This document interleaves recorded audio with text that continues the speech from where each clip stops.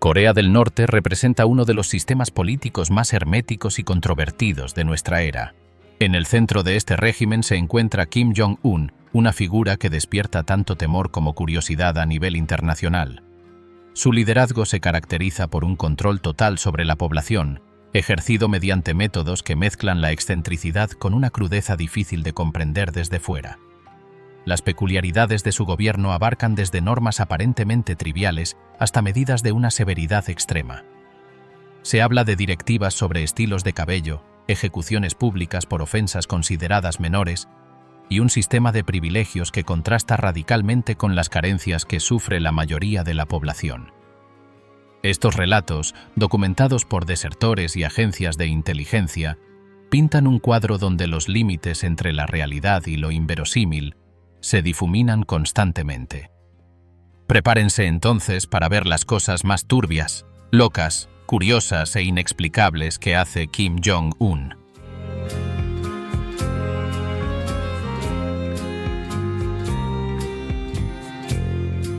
El dictador de los caprichos, del corte de pelo obligatorio al culto a la imagen. Cuando se habla de dictaduras, uno suele imaginar control político, represión armada, censura o vigilancia. Pero en Corea del Norte, bajo el mando de Kim Jong-un, el control se extiende incluso al terreno más íntimo y aparentemente trivial: la apariencia personal. Allí donde otros líderes se preocupan por la economía o la diplomacia, Kim Jong-un ha convertido su propia figura en un modelo obligatorio que millones deben imitar, ya sea en el estilo de peinado, en la ropa permitida o en los símbolos que adornan cada rincón del país. Un culto a la imagen que no es solo estética, sino una herramienta de poder absoluto. La primera señal de esta obsesión salió a la luz en 2013, cuando medios internacionales informaron que el gobierno norcoreano había ordenado a los estudiantes universitarios, en especial a los varones, adoptar el mismo corte de cabello del líder supremo. No era una sugerencia de moda ni una tendencia juvenil, era una directiva oficial. El peinado de Kim Jong-un, ese estilo corto a los lados y voluminoso en la parte superior, con un aire retro que parece sacado de otra época, se convirtió en la norma. Los rumores hablaban de inspectores recorriendo las universidades para asegurarse de que los jóvenes lucieran exactamente igual que él. Aunque más tarde algunos desertores matizaron la noticia, explicando que en Corea del Norte ya existía desde hacía años una lista de cortes de pelo aprobados por el Estado, lo cierto es que el peinado del líder pasó a convertirse en un símbolo incuestionable. En un país donde nada se deja al azar, que millones de personas compartan la misma forma de peinarse no es casualidad. Es un recordatorio de quién marca el estilo, de quién es el patrón a seguir, incluso en lo más superficial. Y no se trata solo del pelo. La ropa también está bajo vigilancia. Mientras el mundo entero vive pendiente de tendencias, pasarelas o colores de temporada, en Corea del Norte las opciones son limitadas y siempre filtradas por el aparato propagandístico. El jean, por ejemplo, está mal visto por asociarse a la cultura occidental y en especial a Estados Unidos, el enemigo declarado. Los jóvenes que intentan usarlo corren el riesgo de ser reprendidos. Lo mismo ocurre con cortes demasiado modernos o extravagantes. Lo que en cualquier ciudad del planeta sería un simple gesto de rebeldía adolescente, en Pyongyang puede convertirse en un acto de subversión política. Pero, ¿por qué esa obsesión con la apariencia? La respuesta está en el culto a la personalidad que rodea a Kim Jong-un, un culto heredado de su padre, Kim Jong-il, y de su abuelo, Kim Il-sung, el fundador de la nación. Desde que uno nace en Corea del Norte, la imagen del líder está presente en todas partes. En las paredes de las escuelas, en los hogares, en las calles y hasta en las canciones que los niños aprenden. No es raro que se celebren concursos de pintura en los que el único tema permitido sea retratar a Kim Jong-un con expresiones de sabiduría o gestos de grandeza. Es más, cada familia debe colgar obligatoriamente un retrato del líder en su casa, y hay inspectores que pasan a comprobar si esos cuadros están limpios y bien colocados. No hacerlo puede implicar un castigo. Así, el peinado y la moda no son simples cuestiones estéticas, forman parte de una maquinaria mucho más compleja que busca uniformar, borrar la individualidad y, sobre todo, reforzar la idea de que el líder es la medida de todas las cosas. En un mundo donde la diversidad es celebrada, en Corea del Norte la uniformidad se convierte en virtud. Los testimonios de desertores añaden una dimensión perturbadora a este control.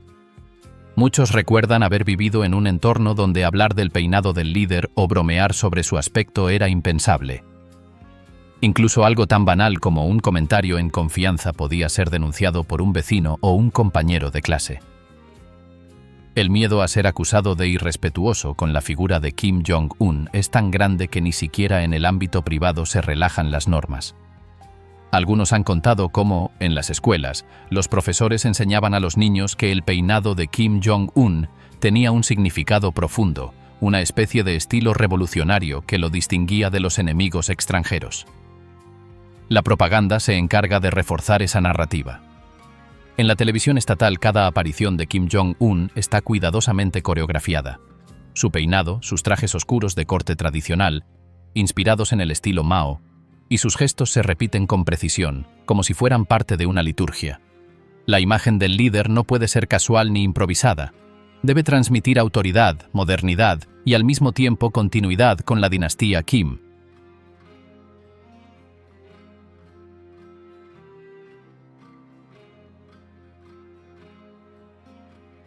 El resultado es un escenario casi surrealista. Un país entero en el que millones de hombres llevan el mismo corte de pelo que su líder, donde las mujeres son vigiladas para no excederse en moda occidental y donde hasta los zapatos deben ajustarse a lo permitido. En algunos casos se han reportado listas oficiales de estilos para ambos sexos, con catálogos de cortes y vestimentas que funcionan como una guía obligatoria. Pero no se confíen, el peinado obligatorio es solo la punta del iceberg. Porque detrás de esa obsesión hay una lógica más oscura. En Corea del Norte, la individualidad se percibe prácticamente como una amenaza. Y es que en una sociedad en donde cualquier diferencia puede interpretarse como disidencia o rebeldía, borrar la diversidad estética es también borrar la posibilidad de rebelión. Porque esto tiene una lógica, y es que si todos lucen igual y todos visten igual, se refuerza la ilusión de que todos piensan igual. Esta obligación tiene además muchos aspectos contradictorios que se vuelven hasta irónicos, porque mientras Kim Jong-un obliga a su pueblo a imitarlo, él, a diferencia de su pueblo, disfruta de lujos importados, de trajes diseñados a medida y de artículos de moda de otros países. Es gracioso, porque él, aunque públicamente condena la influencia extranjera, es muy sabido de que en su círculo más íntimo circulan relojes suizos, bebidas francesas y zapatos de marcas europeas. Lo irónico aquí es que mientras su pueblo sobrevive con ropa sencilla y muchas veces remendada, el dictador se engorda rodeado de productos de lujo. Los analistas han señalado que este culto a su persona no es más que realizado para tapar sus inseguridades. Esto porque cabe mencionar que Kim Jong-un ascendió al poder siendo joven y, en un inicio, muchos lo subestimaron por su inexperiencia. Es por eso que la necesidad de proyectar una figura imponente, adulta y casi mítica pudo haber influido en la decisión de imponer su estilo de corte de cabello como un modelo a seguir. Y aquí radica lo verdaderamente turbio. No estamos hablando simplemente de un dictador vanidoso que quiere que lo imiten. Estamos hablando de un sistema donde la estética es utilizada como arma, donde el peinado se convierte en una señal de lealtad y la moda en una frontera ideológica. En ese contexto, incluso cortarse el cabello se transforma en un acto de sumisión.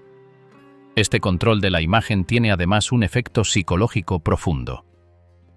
Al obligar a la gente a llevar el mismo estilo, se refuerza el mensaje de que el individuo no importa, que solo importa la masa y su obediencia. Y mientras tanto, la figura de Kim Jong-un se eleva, se magnifica, se convierte en un referente omnipresente que lo mismo aparece en los noticieros que en las cabezas de millones de ciudadanos. El culto a la imagen es una forma de vigilancia silenciosa.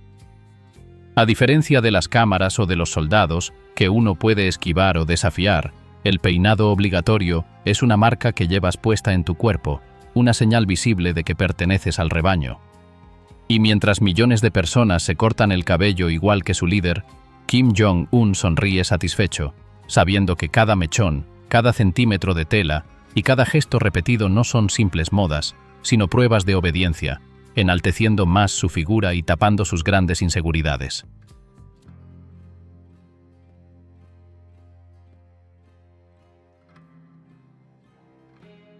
La cultura prohibida y su obsesión con la NBA. En Corea del Norte, cada libro, cada película, cada canción y cada imagen está filtrada por un aparato de censura que no deja resquicio a lo que viene del exterior. La cultura occidental es vista oficialmente como una amenaza que corrompe las mentes, debilita el espíritu revolucionario y aleja a la gente del culto obligatorio al líder. Por eso, cualquier contacto con ella está penado con cárcel, campos de trabajo o incluso con la muerte. Y, sin embargo, en medio de esa prohibición total, hay un hombre que no solo disfruta en secreto de esas manifestaciones extranjeras, sino que las convierte en parte de su vida privada. Kim Jong-un. Su obsesión particular con el baloncesto estadounidense y la NBA es una de las contradicciones más turbias de su régimen, porque mientras su pueblo es obligado a vivir en un universo cerrado, él se da el lujo de soñar con mates, triples y estrellas de la cancha que nunca podrán pisar territorio norcoreano, salvo que él mismo lo decida. La paradoja es tan grande que hasta parece un guión de ficción. El dictador que se proclama como protector de la identidad norcoreana frente a los virus culturales del imperialismo americano, al mismo tiempo colecciona objetos de la NBA, organiza partidos privados y llega a forjar una amistad inesperada con uno de los jugadores más extravagantes del baloncesto, Dennis Rodman. Pero para entender lo grotesco de esta obsesión, primero hay que ver cómo funciona el blindaje cultural que él mismo impone a su país. En las calles de Pyongyang nadie puede escuchar música pop occidental. Está prohibido tener películas de Hollywood, series surcoreanas o incluso libros traducidos de autores extranjeros que no estén aprobados por el partido. Las autoridades organizan redadas sorpresivas, sobre todo en las zonas cercanas a la frontera con China, porque allí suele entrar contrabando de USB y DVD con telenovelas surcoreanas o programas de variedades japoneses. Si encuentran material prohibido, las consecuencias son brutales. Arrestos inmediatos, largas condenas en campos de reeducación e incluso ejecuciones públicas para dar ejemplo. La cultura se convierte en un arma del régimen, moldeada para repetir una y otra vez las virtudes de la familia Kim, los sacrificios del ejército y la necesidad de obedecer ciegamente. En ese escenario asfixiante, Kim Jong-un creció rodeado de privilegios.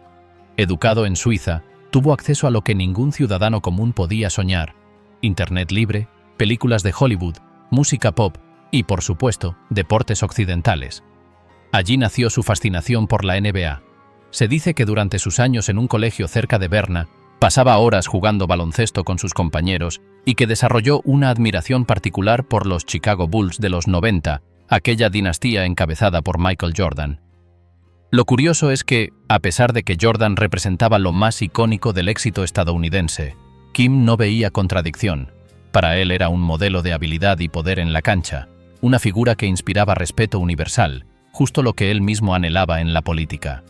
De vuelta en Corea del Norte, esa obsesión nunca desapareció.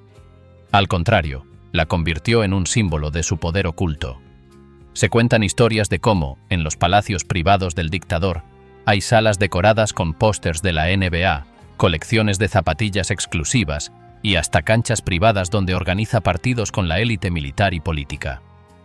Mientras tanto, para la población común, practicar un deporte sin el aval del Estado es casi imposible, y mucho menos soñar con usar zapatillas de marca o ver un partido de la liga estadounidense. El punto más delirante de esta contradicción llegó en 2013, cuando el mundo se sorprendió con una noticia que parecía sacada de un tabloide humorístico. Dennis Rodman, el excéntrico exjugador de la NBA, viajaba a Corea del Norte invitado por Kim Jong-un. Rodman, famoso tanto por su habilidad en la cancha como por su vida llena de excesos, piercings y tintes de colores imposibles, se convirtió en huésped de honor del líder más hermético del planeta. Los dos fueron fotografiados riendo juntos, viendo partidos de baloncesto y hasta cantando karaoke. Rodman declaró que Kim era un buen amigo y que lo había tratado como a un hermano. El impacto en la opinión pública internacional fue enorme. ¿Cómo podía ser que un dictador acusado de violaciones sistemáticas de derechos humanos invitara a una estrella deportiva a su país y lo mostrara al mundo como si fuera una relación amistosa cualquiera? Para muchos fue una operación de propaganda, un intento de humanizar su figura y mostrar un lado más normal del líder. Para otros, fue simplemente la prueba de que Kim Jong-un vive en un universo paralelo, donde sus caprichos marcan la agenda internacional.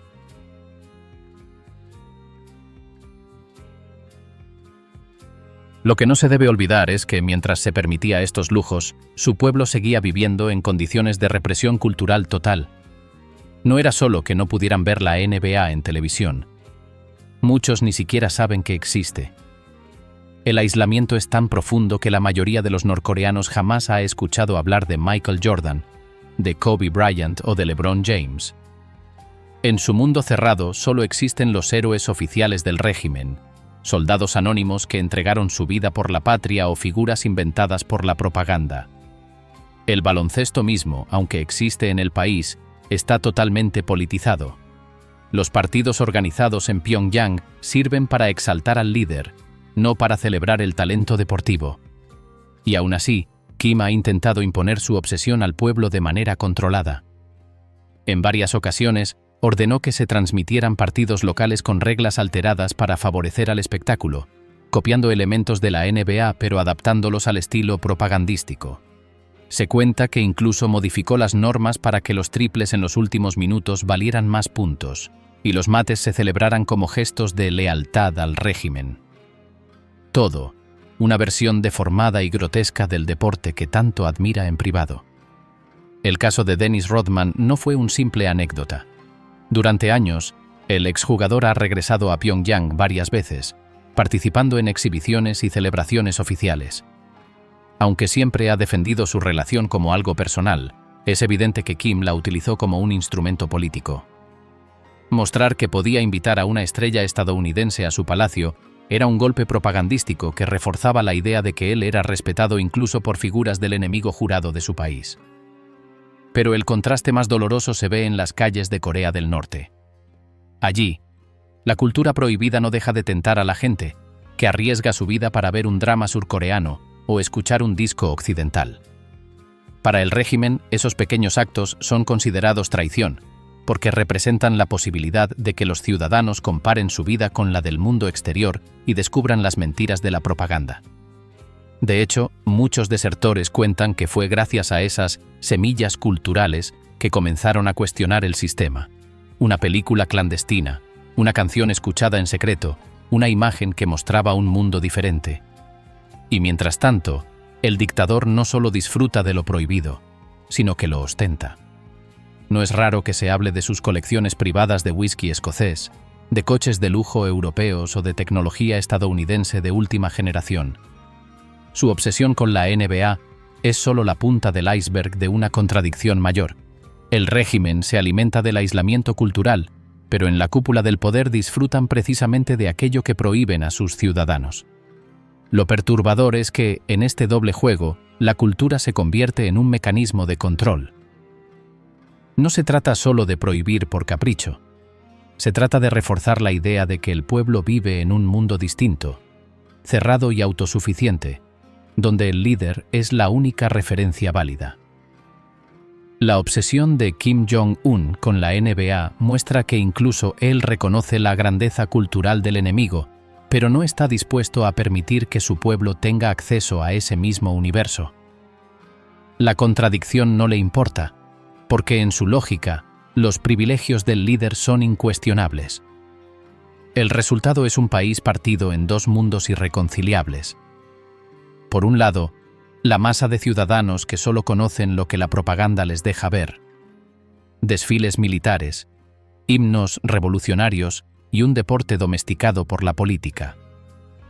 Por el otro, la élite que viaja en secreto, que importa productos de lujo y que, como el propio Kim, sueña con la NBA mientras predica la lucha contra el imperialismo.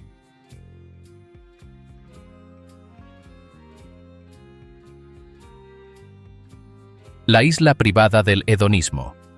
En Corea del Norte existe un lugar que parece sacado de un sueño irreal, la isla privada de Kim Jong-un. Este es un enclave secreto en la costa norcoreana donde el hambre, la represión y la propaganda dejan de existir, y donde el dictador se entrega a un estilo de vida que solo puede describirse como obsceno. Allí, el hedonismo se convierte en la norma, desde fiestas interminables, ríos de alcohol importado, manjares traídos de Europa y Asia, mujeres seleccionadas por su belleza, hasta un entorno construido para que todo gire en torno a los placeres del líder. Hablar de esta isla es adentrarse en uno de los secretos peor guardados del régimen. La información de que existe esta isla proviene de desertores de alto rango, también de filtraciones de inteligencia extranjera y rumores que, con el tiempo, han ido encontrando confirmación en detalles concretos y precisos. Según cientos informes de la inteligencia surcoreana y varios testimonios de desertores, Kim Jong-un heredó esta isla de su padre, Kim Jong-il, aunque fue bajo su mandato que esta misma isla se amplió y se convirtió en un espacio de recreo prácticamente sin límites, se convirtió en el patio de juegos del dictador. Esta isla privada está ubicada frente a la costa oriental, se dice que cuenta con mansiones, playas privadas, helipuertos, muelles para yates y todo lo necesario para recrear un paraíso al muy estilo de los multimillonarios occidentales. El detalle que da rabia es que está prohibida para el pueblo norcoreano común, y es solo la élite del régimen y los invitados personales de Kim los únicos que pueden pisarla. Allí, la rutina se transforma en exceso. Se ha reportado que el dictador organiza fiestas que duran días, con un flujo constante de alcohol importado. Whisky escocés, champán francés, vodka ruso y vinos que llegan en cargamentos secretos a través de embajadas o de rutas de contrabando controladas por el Estado. Mientras tanto, en el interior del país, la cerveza local suele estar aguada y el alcohol casero improvisado con arroz fermentado se convierte en la única opción para quienes quieren escapar un rato de la miseria diaria. La isla está diseñada como un patio de lujos y excesos. Se cuenta que existen muchos cocineros extranjeros, los cuales son contratados en secreto para preparar banquetes que incluyen caviar, carne wagyu, sushi fresco traído directamente desde Japón, quesos europeos y todo tipo de delicias que, lamentablemente, para el ciudadano promedio de Corea del Norte, ni siquiera existen porque nunca han escuchado de su existencia. Varios testimonios filtrados por desertores que trabajaron en la logística del régimen hablan de refrigeradores cargados de helados importados, de neveras llenas de jamón ibérico y de postres elaborados con frutas exóticas que jamás se ven en los mercados de Pyongyang y que probablemente jamás se verán. Pero esto no es todo. Se habla también de la presencia de mujeres jóvenes reclutadas a través del Kipum-ho, que si se recuerdan, fue el punto del que hablamos anteriormente. Estas mujeres, algunas cumplen funciones de animadoras en fiestas, otras de acompañantes personales. Los servicios de inteligencia han documentado, además, la llegada de invitados extranjeros a esta isla. Empresarios dispuestos a negociar con el régimen, intermediarios en operaciones secretas, incluso artistas que, en ocasiones, han sido convencidos de participar en espectáculos privados. Todo, bajo un halo de secreto absoluto. Para Kim Jong-un, este lugar es la demostración de que, aunque su país está aislado del mundo, él puede traer el mundo hasta su propia puerta. Los rumores sobre esta isla llegaron a oídos de la comunidad internacional a través de declaraciones de Dennis Rodman, el exjugador de la NBA y amigo personal del dictador. En entrevistas, Rodman describió su estancia como si hubiera estado en un resort de lujo tropical, con playas limpias, alcohol sin fin y comodidades dignas de una celebridad internacional. Sus palabras generaron indignación en Occidente, porque confirmaban lo que muchos ya sospechaban. Mientras su pueblo sufría hambrunas, Kim vivía como un emperador en su propio paraíso privado. Lo más perturbador de este contraste es la naturalidad con que el régimen lo asume. Para la propaganda oficial, la isla no existe. No aparece en mapas, ni en discursos, ni en reportajes de los medios estatales. Sin embargo, para la élite interna, es un privilegio al que solo unos pocos acceden.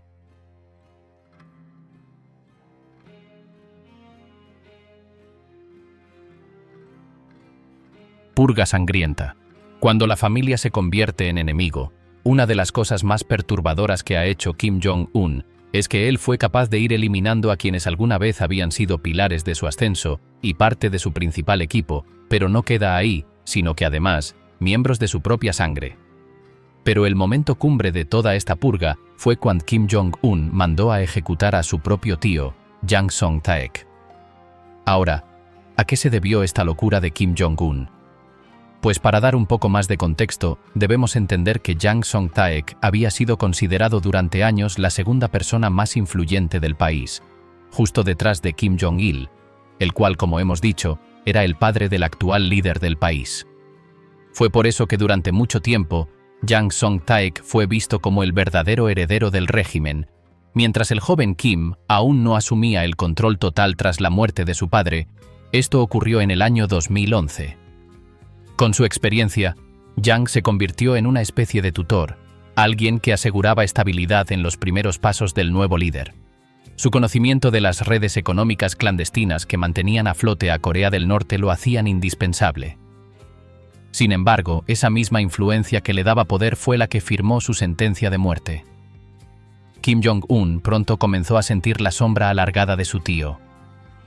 Es por eso que la idea de que Jang Song-taek pudiera convertirse en un contrincante de poder o que lanzara un partido político en paralelo resultaba simplemente intolerable para el ego de Kim Jong-un. Y entonces sucedió. El 8 de diciembre de 2013, Corea del Norte y el mundo fueron testigos de uno de los episodios más grotescos de la política moderna. En plena sesión del Partido de los Trabajadores, Jang Song-taek fue arrestado públicamente por soldados frente a las cámaras. Las imágenes del anciano tío siendo arrastrado por uniformados y humillado en público demostraba que Kim Jong-un no se estaba con juegos. Fue entonces como la propaganda oficial del país lo describió como una escoria humana, como un traidor a la patria y como el peor de los contrarrevolucionarios. Según el régimen, Jang había cometido actos de corrupción, intentado crear una facción rival y estar conspirando contra el liderazgo de su sobrino. Las acusaciones fueron tan exageradas y teatrales que resultaban más un acto de propaganda que un proceso judicial. Entonces el momento de la sentencia llegó, la muerte. A pesar de que se supo de su sentencia de muerte, la forma en que Jang Song-taek fue ejecutado ha estado rodeada de rumores y versiones contradictorias. Algunas fuentes afirman que fue fusilado por unos militares. Otras, aún más macabras, aseguran que fue devorado por una jauría de perros hambrientos. Aunque esta última versión es considerada por muchos expertos como una exageración propagandística difundida inicialmente por medios chinos, pero lo cierto aquí es que la incertidumbre sobre el método real fue parte de la estrategia. Aún así, lo que sí quedó claro fue el mensaje transmitido. Kim Jong-un no tendría reparos en ejecutar a alguien sin importar de que sea de su propia sangre. Pero aquí no termina la historia. La ejecución de Jang Song-taek no fue un hecho aislado. Fue la primera ficha de reacción en cadena. Porque luego, decenas de altos funcionarios vinculados a él fueron arrestados, ejecutados o desaparecieron en el limbo de los campos de prisioneros. Incluso miembros de su familia lejana fueron perseguidos. Familiares como sobrinos, primos y asociados fueron ejecutados o enviados a campos de trabajo. Esto demostró que a pesar de que el régimen de Corea del Norte siempre se había construido sobre la idea de la familia como núcleo de poder, la purga contra Jang demostró que, para Kim Jong-un, la familia era también una amenaza latente. Este episodio marcó un cambio radical en la forma en que el dictador gestionaba su liderazgo. Ya no se trataba únicamente de eliminar rivales políticos externos, sino de purgar cualquier rastro de poder paralelo en su círculo íntimo. Nadie quedaba fuera de sospecha.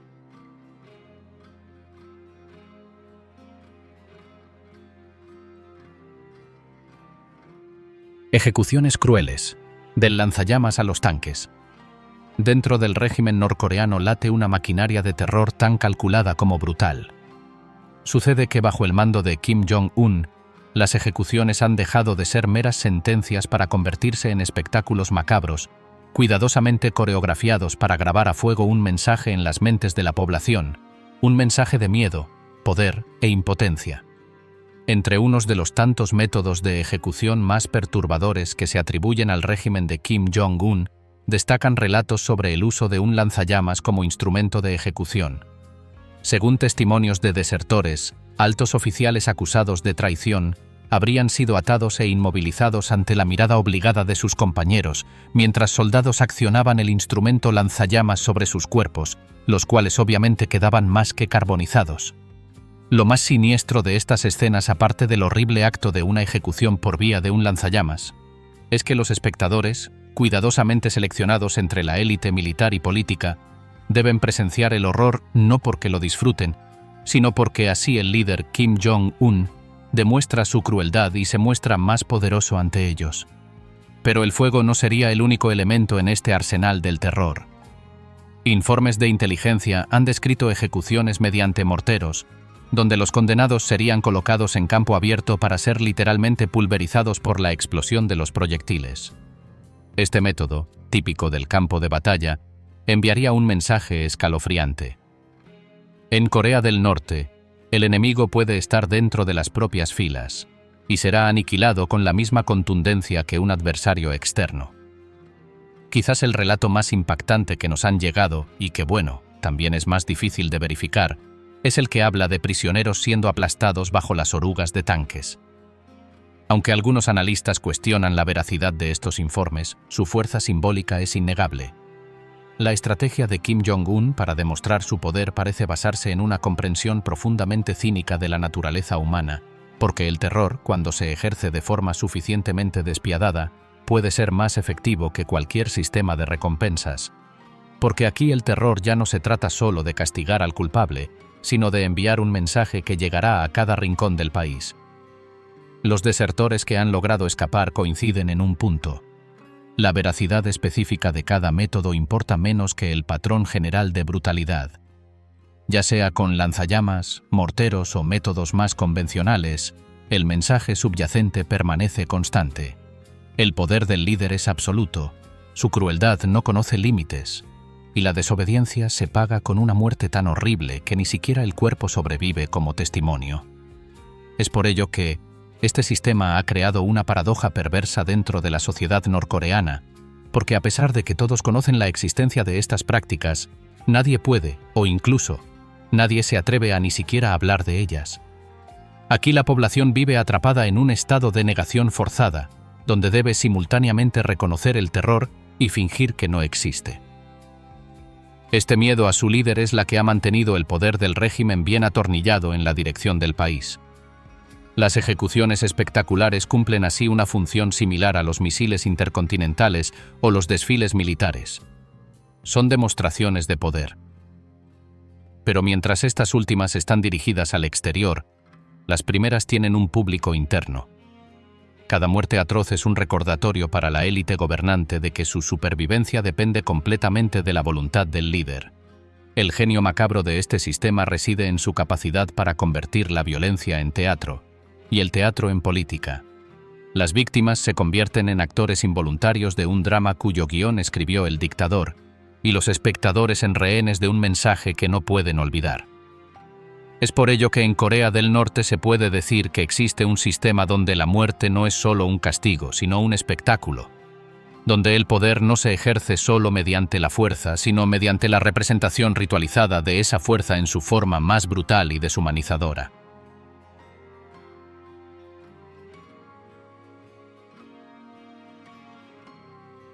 El hundimiento del Cheonan y los juegos militares macabros. Pero esas brutales ejecuciones que contamos anteriormente no son el fin de las locuras más horribles que ha hecho Kim Jong-un. En el año 2010 una noticia sacudió el mundo. El buque de guerra surcoreano Cheonan patrullaba tranquilamente cuando, de repente, una explosión lo partió en dos. En esta tragedia, 46 marineros perdieron la vida en cuestión de minutos, y Corea del Sur quedó sumida en la conmoción. La investigación internacional apuntó rápidamente hacia Corea del Norte. Según reportes, un torpedo submarino habría sido el que había provocado la catástrofe. Pero, bueno, desde Pyongyang, como era de esperar, se negó cualquier responsabilidad. Pero no puedes luchar contra la evidencia, puesto que se descubrió que los fragmentos del torpedo recuperados del fondo del mar coincidían exactamente con la tecnología norcoreana, demostrando así que el causante del hundimiento del buque Cheonan fue nada más y nada menos que Corea del Norte. Fue entonces así el momento cuando la comunidad internacional condenó lo ocurrido. Lo más triste de este suceso es que mientras en Corea del Sur las familias lloraban a los marineros muertos, en Pyongyang se festejaba la valentía de su ejército, reforzando una narrativa interna en la que ellos eran las víctimas de una conspiración extranjera, en este caso, propuesta por Corea del Sur. Este episodio no fue aislado, sino parte de una estrategia mucho más amplia. Kim Jong-un heredó de su padre el uso del terror y la agresión internacional como herramientas de negociación. Cada provocación es calculada: hundir un buque, lanzar un misil, amenazar con un ataque nuclear. El objetivo no es solo demostrar poder, sino forzar a otros países a sentarse a negociar. La violencia se convierte en una carta diplomática y las vidas humanas en fichas de un tablero macabro. Años después, cuando Kim Jong-un consolidó su poder, el patrón se intensificó. Por ejemplo, los ensayos nucleares se volvieron cada vez más frecuentes y espectaculares. Se veían a cada rato explosiones subterráneas que sacudían la Tierra, pruebas de misiles que caían en aguas internacionales y amenazas directas en contra de Estados Unidos y Japón. Era impresionante de ver cómo cada vez que el régimen se veía presionado económicamente o aislado políticamente, respondía con un acto de agresión. Lo más perturbador es que esta política de agresión se combina con un aspecto menos conocido pero igualmente oscuro: los llamados juegos militares macabros. Corea del Norte organiza maniobras que van mucho más allá de lo que se esperaría en un país normal. Desertores han contado que, en algunos entrenamientos, se utilizan prisioneros como blancos vivos, expuestos para que los reclutas aprendan a disparar sin titubear. En otros casos, se obliga a los soldados a presenciar ejecuciones públicas como parte de la educación patriótica, obviamente, en las cabezas de esos ciudadanos. Esto no es un acto de lesa humanidad. Estos juegos militares tienen un doble propósito: por un lado, moldear a los soldados para que vean la violencia extrema como algo normal y se vuelvan mucho más fríos y deshumanizados. Pero además, por otro lado, también sirve para enviar un mensaje de disciplina y obediencia absoluta. No importa si se trata de disparar contra figuras humanas, destruir animales vivos para entrenar la puntería o marchar durante días sin comida ni descanso. El objetivo es borrar cualquier rastro de compasión o duda en quienes forman parte del ejército más grande del mundo en proporción a su población, y estos medios de entrenamiento son los que hacen que los soldados norcoreanos sean fríos y desalmados. Pero esto no es todo. La violencia también traspasa fronteras de maneras menos conocidas, como por ejemplo sucede con los secuestros de extranjeros. Es que durante décadas se ha rumoreado mucho de Corea del Norte ha llevado a cabo operaciones secretas para raptar ciudadanos de otros países, especialmente de Japón y Corea del Sur. Esto tenía un motivo. El motivo era que los secuestrados eran obligados a enseñar idioma, cultura y costumbres a agentes norcoreanos. Se dice incluso que en algunos casos se sabe que fueron utilizados como pareja forzada para espías, con el fin de crear familias encubiertas que pudieran operar en el extranjero con normalidad y servir como informantes del régimen.